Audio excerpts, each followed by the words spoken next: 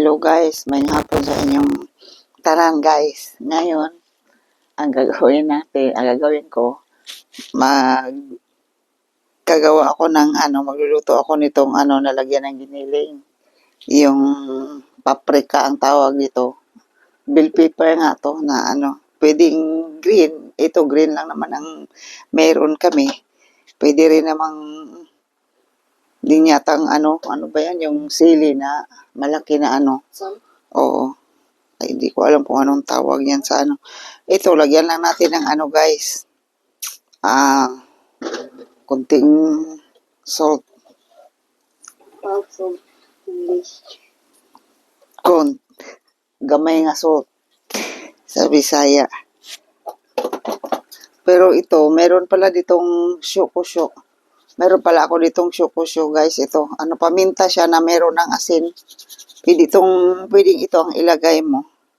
Pero una, lagyan ko muna ng garlic. Busin ko na yung garlic ko kasi paubos na rin. Ayan.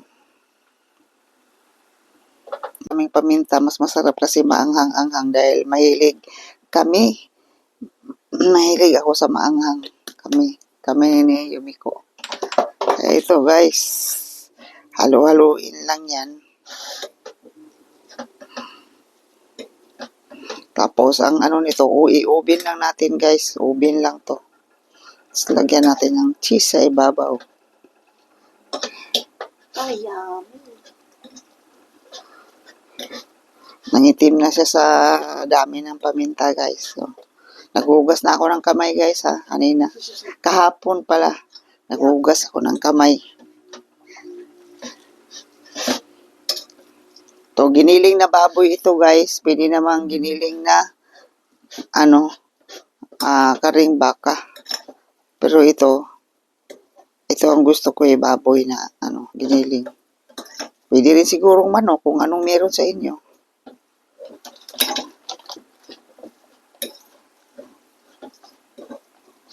Andyan pa rin yung kabo mo.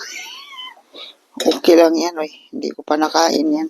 Sa dami ng pagkain namin dito guys, hindi pa nakain yung kabo ko. Kasi 5 piraso kasi yan, 100 lang, may wala pang 200, 159 lang ang bili ko. Mura lang naman yan. Baka bukas makainin ko na yan.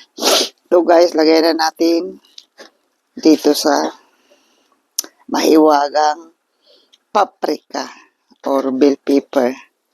Pwede naman hinog na bell pepper pero ang available dito, meron kami dito ngayon, hilaw kasi, mura kasi nabili ko to ng mura guys. Kaya, yun, parang kapusin yung natin.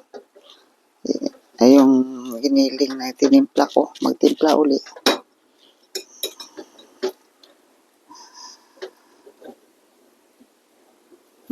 Mas maraming ilalagay ko ditong guys, itong ano ba to? Yung cheese. Sliced cheese. Mas marami ilalagay ko dyan.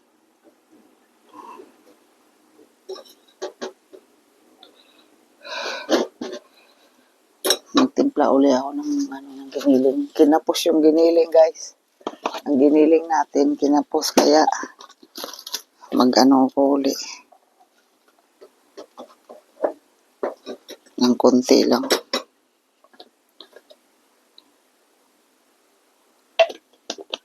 Tapos ito, kung mayroong kain ito guys, pwede nang wag na kayong maglagay ng asin.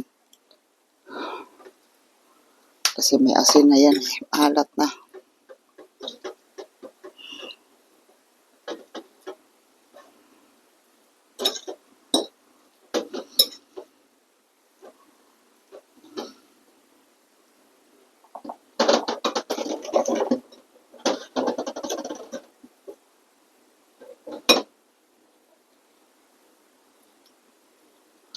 Madali lang naman itong gawin guys. Mabilis sa lahat.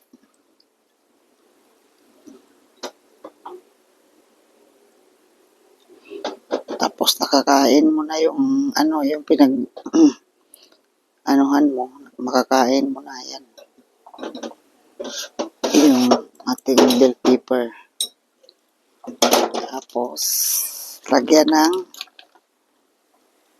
maraming cheese.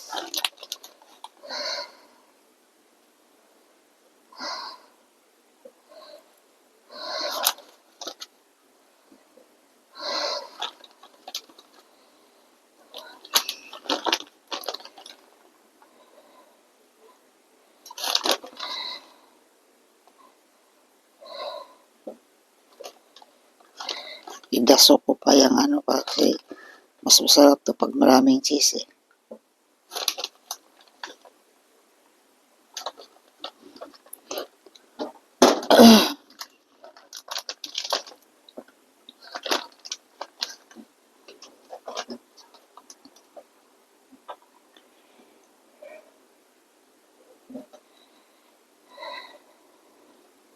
Sayang. Sayang, malinis naman yan dyan. Nililinis naman yan araw-araw.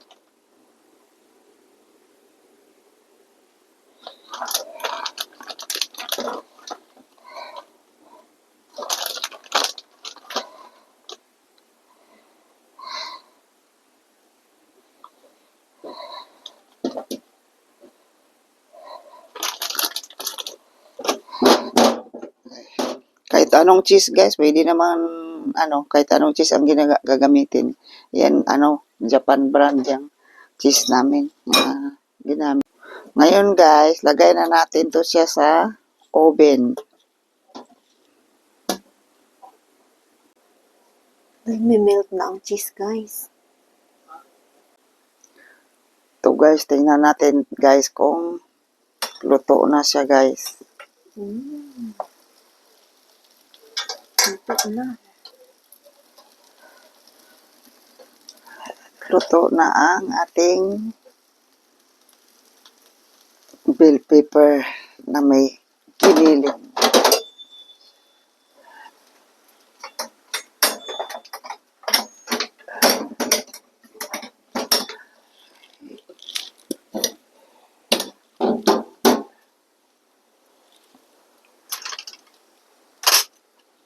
Ay, napaganda-ganda. Ito guys, tikman natin guys ang ating ginawang kaninang bell pepper with kiniling. Ang daming tubig. Nagtutubig pala talaga tong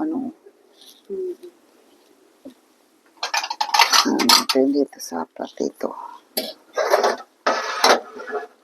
Itong medyo maliit lang ang tikman ko guys. Kaya baka hindi ko maubos. Pero masarap naman talaga to guys. Kaya lang maraming cheese. Cheese tapuri. Itadakimasu. Sabi pa na hindi ko nabanggitin na pa. Ang daming tubig. Nagtubig pala talaga ang Hindi ko akalain na ang paprika pala, nagtutubig pala to guys. Hiwain ko na lang yung kasi nahirap pa namin makunat-kunat ang bell pepper. Pero itong na lang, ang giniling na lang muna tikman ko. With cheese.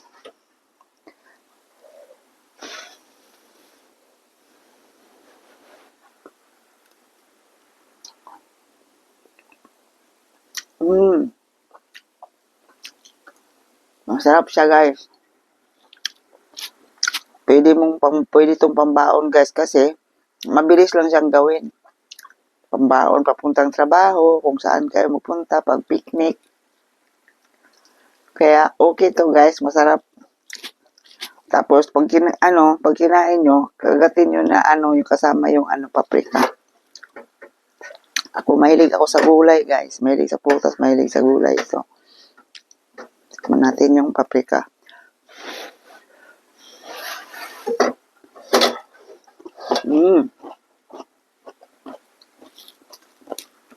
Masarap ang guys. Paprika, mamis-namis.